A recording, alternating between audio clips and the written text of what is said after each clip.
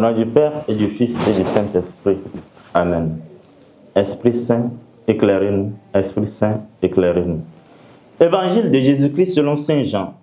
En ce temps-là, Jésus disait à ses disciples, « Amen, amen, je vous le dis. Vous allez pleurer et vous lamenter, tandis que le monde se réjouira. Vous serez dans la peine, mais votre peine se changera en joie. La femme qui enfante est dans la peine parce que son heure est arrivée. Mais quand l'enfant est né, elle ne se souvient plus de sa souffrance. Toute heureuse qu'un être humain soit venu au monde. Vous aussi maintenant, vous êtes dans la peine, mais je vous reverrai et votre cœur se réjouira. Et votre joie, personne ne vous l'enlèvera. En ces jours-là, vous ne me poserez plus de questions. Acclamons la parole de Dieu. Louange à toi, Seigneur Jésus.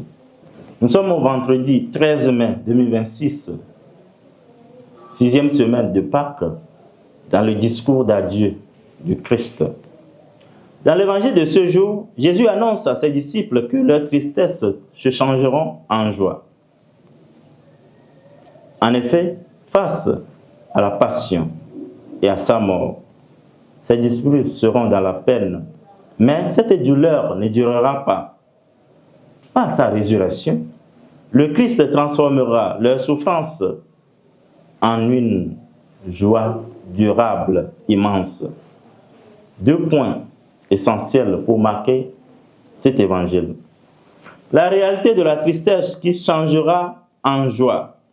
Jésus annonce clairement que les disciples pleureront et se lamenteront. Pour ce fait, nous sommes amenés à comprendre que la vie chrétienne n'est pas sans épreuve, mais la tristesse n'a pas le dernier mot. C'est passager. Elle se transforme en joie. Pour que la tristesse se transforme en joie, nous sommes amenés à pointer l'horizon, à ne pas céder au découragement et à avoir confiance inévitable dans le Christ. Comme l'exemple de la femme qui enfante dans la douleur pour déboucher en une joie parce qu'un enfant nous est né, nous sommes invités à être heureux pour récolter le fruit de nos efforts dans les durs labeurs. On voit souvent, on saute de joie dans la proclamation des résultats. Nous méritions nos diplômes quand nous avons donné le meilleur de nous-mêmes dans les difficultés, les souffrances, dans les études, dans les veilles. Nos peines, nos souffrances, nos peurs, nos doutes d'aujourd'hui ne doivent pas nous amener à céder au découragement. La joie du Christ est éternelle, non éphémère. La joie donnée par le Christ est profonde et durable, car elle vient de sa présence vivante. Elle ne dépend pas des circonstances. Aujourd'hui, chers frères et sœurs, demandons au Seigneur la grâce de rester ferme dans nos moments de tristesse, avec la certitude que toute épreuve vaincue avec le Christ conduit à une joie véritable, à une joie qui ne passe pas, qui reste durablement.